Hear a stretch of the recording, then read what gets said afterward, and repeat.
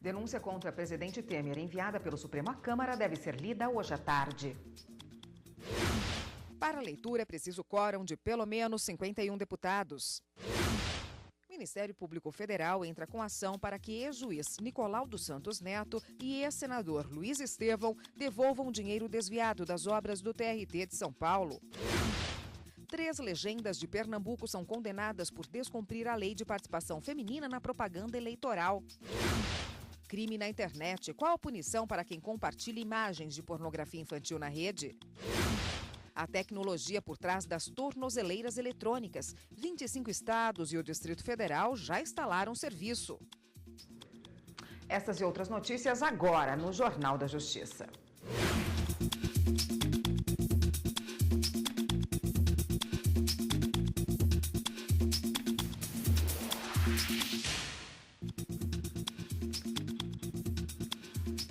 Olá, boa tarde para você. A segunda denúncia da Procuradoria-Geral da República contra o presidente Michel Temer deve ser lida no plenário da Câmara dos Deputados nesta tarde. O repórter Gabriel Seafrei tem as informações para a gente. Boa tarde, Gabriel. Boa tarde, Érica. Boa tarde a todos.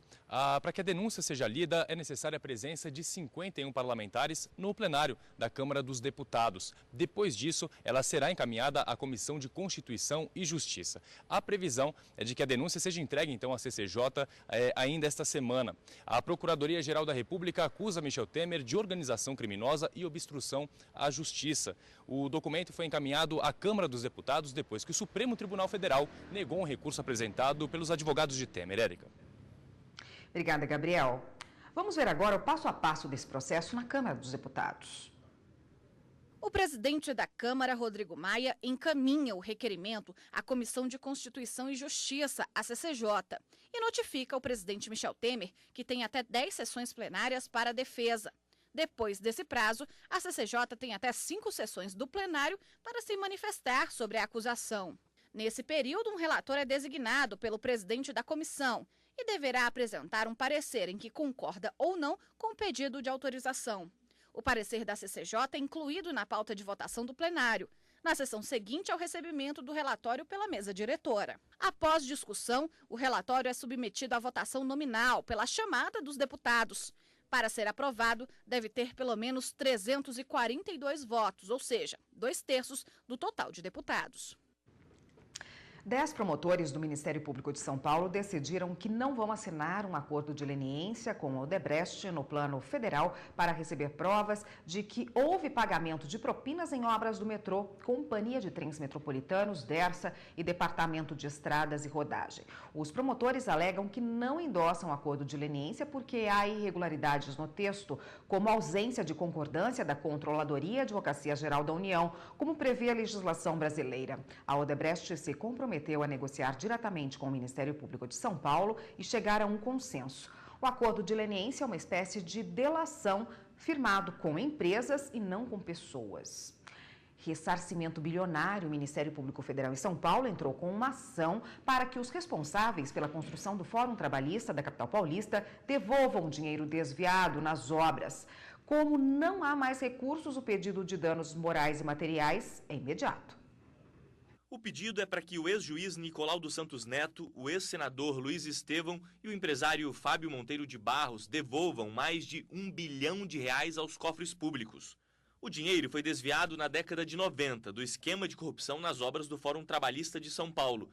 O Ministério Público Federal na capital paulista entrou com ação contra os 3 para que seja feito o ressarcimento bilionário. O escândalo foi descoberto em 1998, quando veio à tona o superfaturamento na construção do Tribunal Regional do Trabalho em São Paulo, na época presidido por Nicolau dos Santos Neto.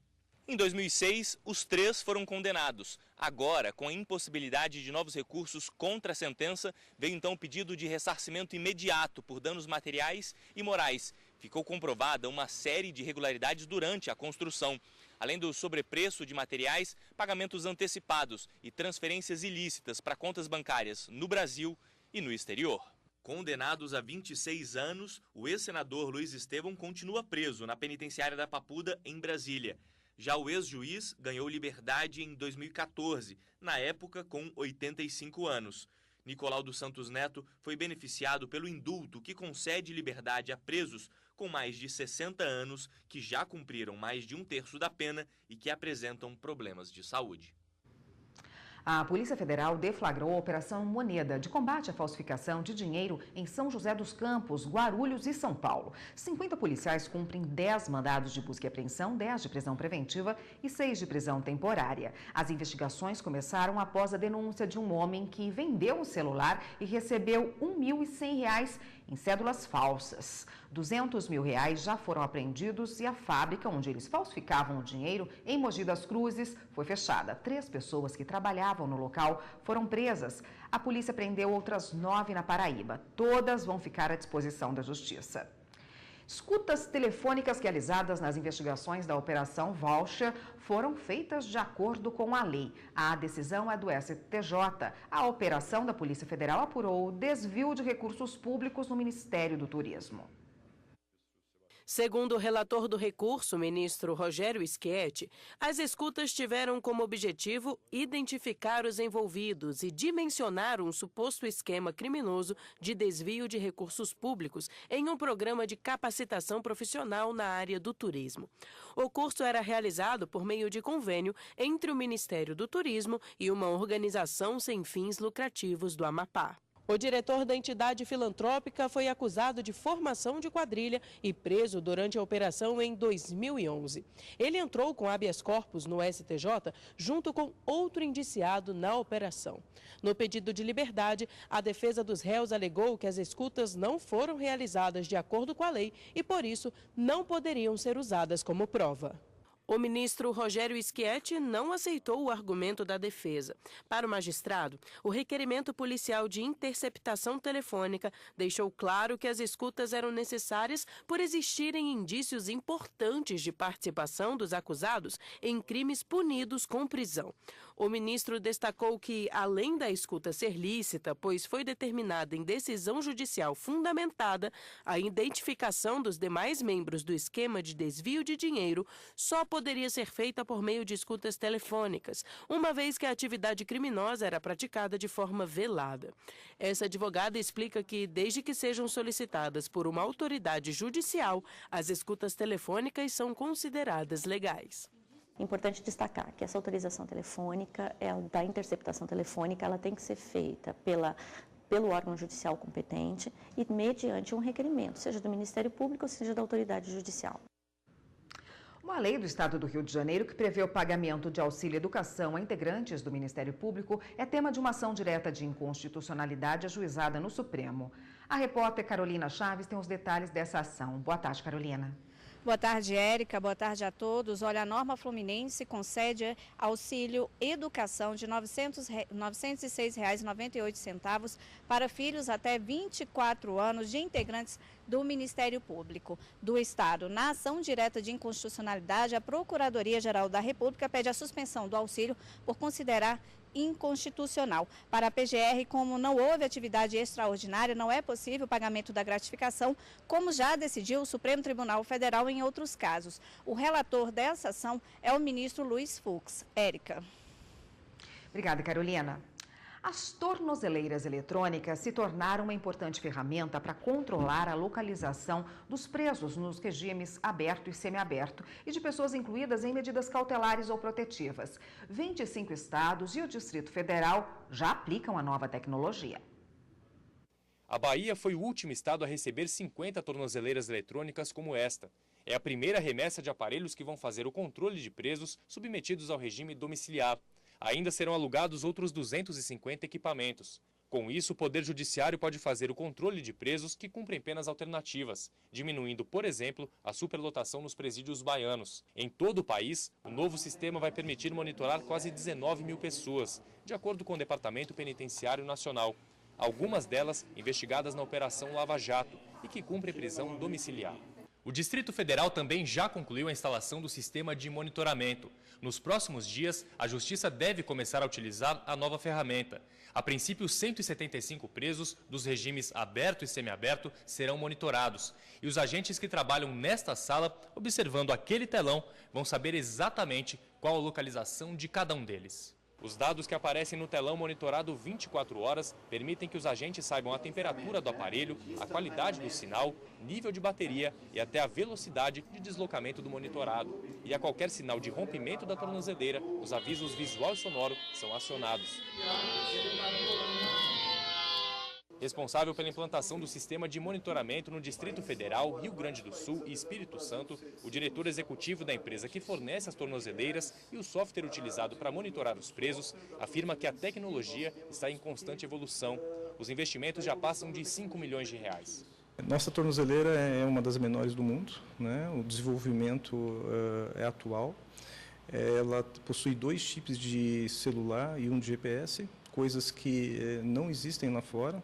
Normalmente, isso traz uma segurança adicional, uma cobertura adicional e permite que você tenha uma segurança maior da localização do usuário. Os procedimentos adotados em caso de descumprimento das regras impostas pelo Poder Judiciário também já foram definidos. Nesse caso, os presos podem perder o benefício e até voltar ao regime fechado. O subsecretário de Sistema Penitenciário do Distrito Federal afirma que o monitoramento eletrônico feito por meio das tornozeleiras torna mais rígido o controle sobre o cumprimento de medidas alternativas impostas pela Justiça. O monitorado ele vai estar sendo acompanhado em todos os locais que ele frequentar, que ele passar, que ele trabalhar. Então se engana que o monitoramento geraria menos controle. Pelo contrário, vai gerar absoluto controle em toda a movimentação que esse interno, que esse monitorado estiver fazendo durante o seu dia a dia, quer seja quanto tempo dure essa monitoração. Todas as ocorrências são encaminhadas ao Departamento Penitenciário Nacional por meio de relatórios. O coordenador-geral do DEPEN explica que, além da eficiência, o custo para o Estado é menor. Há uma economia, para o Estado, no sentido de que um preso hoje custa entre 2.000 e 4.500 e a monitoração eletrônica sai por um custo aproximado de R$200.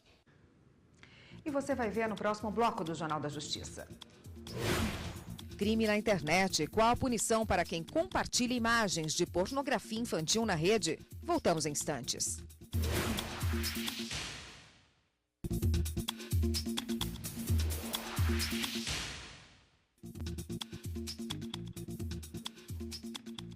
O avanço da tecnologia proporcionou o compartilhamento instantâneo de dados, fotos e vídeos por meio de computadores e dispositivos móveis. Mas essas ferramentas também estão sendo utilizadas para espalhar imagens de pornografia infantil, o que é crime de acordo com o Estatuto da Criança e do Adolescente. As formas utilizadas pelos criminosos para conseguir as imagens de crianças e adolescentes são variadas. Eles se escondem por trás das telas de computadores e celulares, atraem as vítimas sem que elas percebam e os convencem a tirar as fotos e fazer os vídeos. Depois, compartilham as imagens na internet. Quem produz, reproduz, dirige, fotografa, filma ou registra cena de sexo explícito ou pornográfico envolvendo criança e adolescente comete o crime de pornografia infantil. A pena de prisão é de 4 a 8 anos e multa, de acordo com o Estatuto da Criança e do Adolescente. A Polícia Federal é um dos órgãos de segurança que atua no combate à pornografia infantil. A atribuição da Polícia Federal, no caso de pornografia infantil, ela está restrita às situações que envolvam o Brasil e mais um outro país. Então, em geral, essas ocorrências são na internet, quando, por exemplo, um usuário envia pornografia infantil para outro país ou recebe de um usuário de outro país material de pornografia infantil. Quando o material é trocado dentro do país, dentro de pessoas que estão situadas no Brasil, a atribuição é dos órgãos estaduais. Mas o tipo criminoso, a modalidade criminosa, basicamente é a mesma. No Brasil, o número de denúncias relacionadas à pornografia infantil é muito grande. A organização não governamental SaferNet, que trabalha com direitos humanos, recebeu nos últimos 11 anos mais de 1,5 milhão de denúncias anônimas. O Conselho Tutelar é outro órgão que também atua no combate a esse tipo de crime. Este conselheiro explica que os casos de crianças e adolescentes vítimas de pornografia infantil são comuns e alerta que os pais devem sempre ficar atentos ao que os filhos estão fazendo na internet. O pai é o primeiro sinal de introspectividade do filho, falta de alimentação, até mesmo, vamos dizer, urinar na cama. Procure o Conselho Tutelar, ligue para o Disque 100. Bom, e para falar sobre esse assunto está aqui o presidente da Comissão dos Direitos e Defesa da Criança, Adolescente e Juventude da OAB do Distrito Federal, Herbert Alencar. Boa tarde, doutor. Boa tarde. Bom, fotos expondo, a gente viu aí na reportagem do Gabriel, né? Fotos, tem vários sites na internet expondo crianças e adolescentes nesse tipo de situação constrangedora. Como proteger, doutor, de acordo com o ECA, a criança e adolescente nesse meio virtual? Perfeito. A proteção, primeiramente, deve partir dos pais, né? No controle do uso, né? Equipamentos, né? Para que ele não tenha acesso a determinados sites, para que não tire fotos e não envie fotos a amigos, né? Qualquer tipo de foto tirada no celular, webcam, isso pode acabar caindo na rede e aí ser alvo, né? De todo esse mercado, né? Entendeu? Obscuro. A conversa e a informação são fundamentais? Fundamentais, né, para que a criança ou adolescente ele possa ter consciência de que a exposição visual dele pode ser alvo de crime. Uhum. Não deixa de ser uma ameaça que os pais, por exemplo, os tutores dessa criança, as pessoas que são responsáveis por ela, tanto no ambiente escolar, por exemplo, como no ambiente de casa, no ambiente do lar, é uma ameaça difícil de ser vista, porque às vezes a criança está lá brincando no quarto, o pai e a mãe acreditam que elas estão num joguinho e ela pode estar sendo vítima. Como ficar de olho nisso e evitar até responsabilização, tanto a criança ser levada para uma situação tão difícil dessa, como o pai também ser responsável por isso, né? Perfeito. A Constituição, ela diz que é dever de todos nós assegurar e garantir, né, proteger, né, de forma integral a criança, entendeu? Adolescente. Então, isso é uma responsabilidade também da escola, uma responsabilidade dos pais, dos vizinhos, de um parente, né? Então, todos nós temos que estar atentos a qualquer ação, movimento que possa causar ali, entendeu? Suspeita, né, de exposição, de imagem, etc.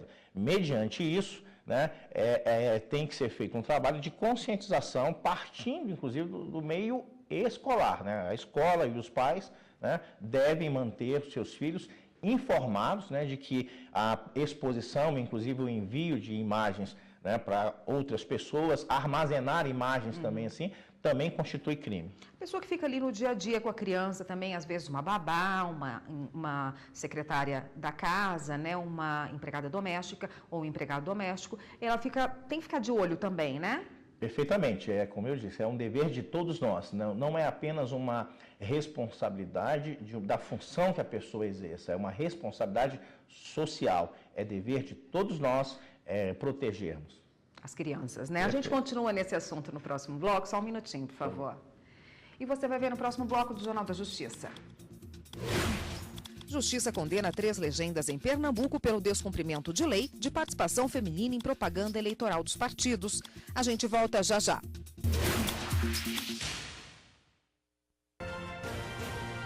No programa Hora Extra desta semana, você confere os seguintes destaques. Saiba como o profissional de hoje pode fazer para se adaptar ao mercado de trabalho no futuro. As mulheres conquistam o mercado e também se especializam em atividades antes dominadas pelos homens, até mesmo dentro de casa. E no bloco de entrevistas, a psicanalista Kátia Macedo fala sobre a relação entre o trabalho e os índices de suicídio. Aguardamos você!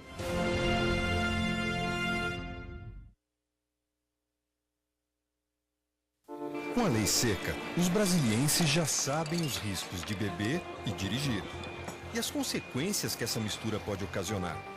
Mas nunca é demais lembrar que pedestres, ciclistas e motociclistas também estão morrendo alcoolizados e é sempre arriscado misturar álcool e trânsito. Portanto, se beber, mantenha-se distante das vias. A paz no trânsito está em nossas mãos. Detran DF, Governo de Brasília.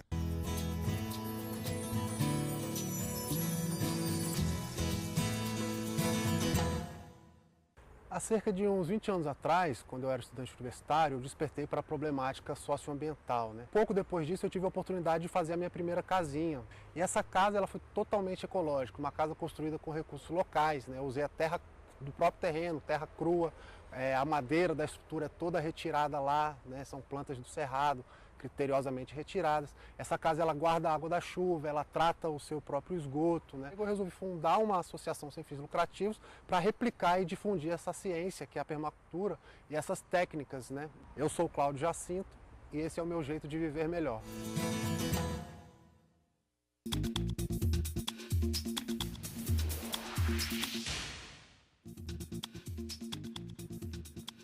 Estamos de volta e continuamos aqui a falar com o presidente da Comissão de Direitos da Defesa da Criança, Adolescente e Juventude da OAB do Distrito Federal, Herbert Alencar. Doutor, o senhor estava dizendo já, né, dessa exposição aí de imagens pornográficas, do crime que isso representa, de como ele é tratado pelo Estatuto da Criança e do Adolescente, que é um crime realmente, né? Mas quando a gente fala de criança, qualquer tipo de exposição tem que ter muito cuidado, né? Por exemplo, um fotógrafo, tratamos um fotógrafo para ir em casa tirar foto das crianças. O pai tem que acompanhar isso e tem que ter muito cuidado também com essas fotos. Parece que o fotógrafo também não pode expor essas fotos, né? Perfeitamente. O cuidado ele tem que ter no seguinte sentido, até no momento da contratação, né, do fotógrafo, para saber se ele é um profissional qualificado, né, e que realmente todo o material de exposição das fotos possa ser entregue aos pais, para que não fique nenhum arquivo, né, para que posteriormente também isso não possa ser alvo de utilização e até mesmo, né, extravio e montagem e etc. Então esse cuidado ele tem que ser realmente tomado a partir do momento também da contratação. Escolas, né? Cursos aí, escolas geralmente levam as crianças para fazer passeio ou mesmo no ambiente escolar. É comum tirar foto da turma, das atividades que eles realizam e até desses passeios. Como é que deve ser a publicação desse material? Ele, já que envolve criança e adolescente, ele pode ser publicado na rede ou tem que ter uma autorização do pai? Perfeitamente. O artigo 17 e 18 do ECA, ele veda qualquer exposição visual da criança. Então, as questões das escolas que se contrata, né, chega lá fotógrafo para tirar foto da criança, isso tem que haver autorização expressa dos pais, inclusive do conteúdo, se vai haver troca de roupa, se não vai haver, né, toda essa parte, né, de logística tem que ser tratado anteriormente com os pais e tem que se ter autorização expressa também, né? Então, não se pode de forma alguma expor criança, adolescente, né, a qualquer tipo de risco. A gente fala muito de quem compartilha uma imagem que não pode ser compartilhada. E quem clica lá para assistir também está cometendo um crime? O fato só de observar, né, clicar, vamos dizer assim, né, e observou que viu que ali tem imagens, né, deve ser feita a denúncia imediatamente, né? Você pode fazer a denúncia no próprio site, como você pode também denunciar no Disque 100, né? Com certeza, essa denúncia ela vai ter a resposta imediata das autoridades. Qual é a punição para quem comete um crime como esse de divulgação de imagem erótica, por exemplo, de criança na internet?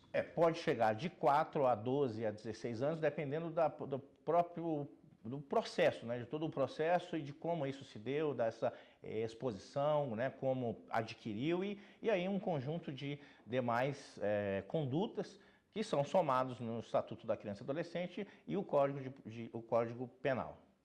Obrigada pela participação. Eu conversei com o Dr. Herbert Alencar, que é presidente da Comissão de Direito e Defesa da Criança, Adolescente e Juventude da OAB do Distrito Federal. Obrigada. Até uma próxima. Até a próxima. Por decisão do Tribunal Superior do Trabalho, o Hospital das Clínicas de Porto Alegre não vai ser responsabilizado por uma alergia causada a um auxiliar de enfermagem pelo uso de luvas de látex durante procedimentos clínicos. Por unanimidade, os ministros da 8ª turma do TST decidiram restabelecer entendimento de primeira instância de que a alergia do auxiliar de enfermagem não decorreu do risco da atividade desenvolvida pelo trabalhador.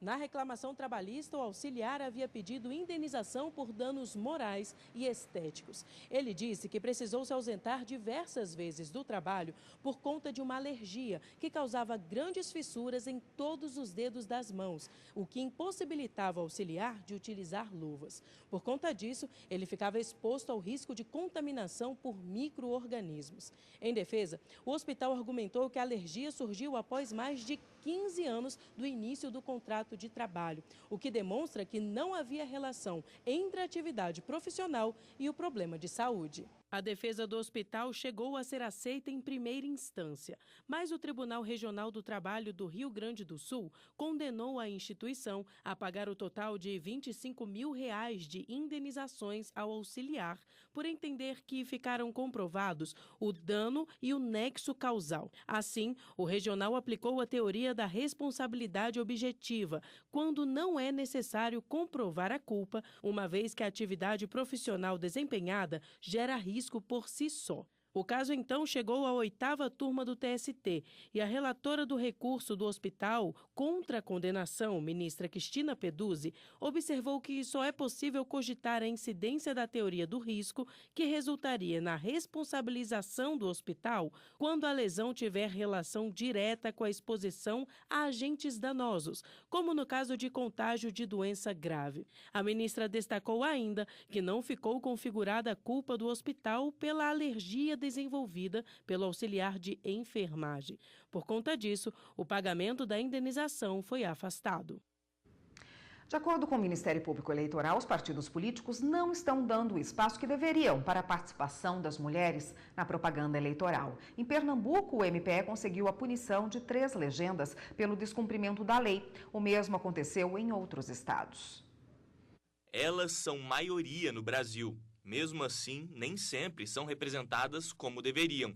É o que tem acontecido e com certa frequência em propagandas políticas. É lei. As mulheres devem ter voz em pelo menos 20% do tempo que dura a propaganda política. 3 partidos não respeitaram essa determinação e serão punidos. Vão ter menos tempo para as propagandas. Eu acho um absurdo, uma falta de respeito, inclusive nós cidadãs brasileiras, mulheres, nossos direitos são iguais, igual aos dos homens. As mulheres têm muitas prioridades como os homens, então elas também têm que ser voz no Brasil, não é só os homens. No primeiro semestre deste ano, o PT teve 20 minutos de inserções partidárias. A participação feminina deveria ser de, no mínimo, 4 minutos, mas foi de 2 minutos e 45 segundos. Dos 7 minutos e 30 segundos, o PSDB reservou 1 minuto e meio para as mulheres, mas a participação efetiva foi de somente 10 segundos. O PEN só deu 1 minuto para a participação feminina, quando deveria ter concedido o dobro por conta do tempo da propaganda. Esse descumprimento ocorreu em Pernambuco e o Ministério Público Eleitoral representou contra os 3 partidos, mas não é exclusividade desse estado. Em ação proposta pela Procuradoria Regional Eleitoral no Maranhão, a Justiça de lá puniu 5 partidos pela mesma irregularidade durante a campanha de 2016 à Prefeitura de São Luís. No Rio de Janeiro, também em 2016, foram feitas representações contra 11 partidos políticos e neste ano, mais 3, só no primeiro semestre. Eu acho que eles deveriam dar mais oportunidade para as mulheres estarem nesse meio, porque já foi-se o tempo que a mulher era ninguém no mundo, né? O programa Direitos Sem Fronteiras desta semana fala sobre a retomada da cidade de Mossul, no Iraque, e como essa situação influencia as ações do Estado Islâmico. Por 3 anos, Mossul ficou sob o domínio do Estado Islâmico. As imagens de destruição rodaram o mundo. Era considerado um local importante para o comando do terrorismo. Com a retomada da cidade, o que muda para o Estado Islâmico? Isso pode ser um sinal de enfraquecimento? O programa Direitos Sem Fronteiras mostra como o direito internacional avalia essa nova fase, hoje às 8 da noite. Esta edição do Jornal da Justiça fica por aqui. Para você, uma ótima tarde. A gente se vê novamente amanhã. Até lá.